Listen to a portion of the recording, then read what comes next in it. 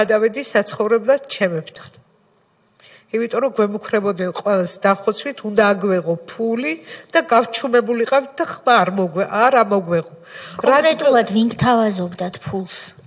მოდიოდა უცხო ხალხი პირდაპირ მოდიოდნენ, რომ აგვეღო ფული და ხმა არ უნდა მოგვეღო.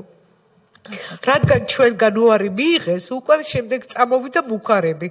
მუქარა იმდენად რომ იძულებული გავხდი, რომ დავკეტე ოჯახი, საცხოვრებლად გადავედი ჩემებთან.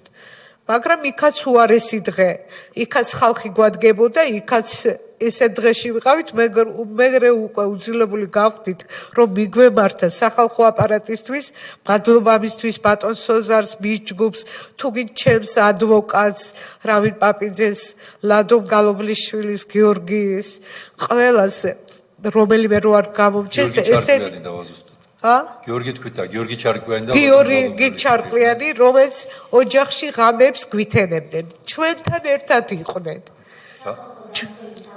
სახალხო დამცველის აპარატის თანამშრომლები, როცა თქვენ მშობლებთან გადასახლდით, ღამეს გითენებდნენ. ღამეს გვითენებდნენ. მიზანი რა იყო?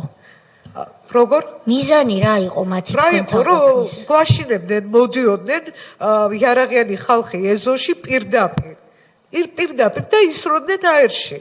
და ჩვენ იძულებული ვიზზე მიგვემართა, აღარ ვიცოდით უკვე. ვიზზე მიგვემართა და მაშინ დაურეკეს ბატონ სოზარს. საცხოვრობენ, სადაც გადახვედით?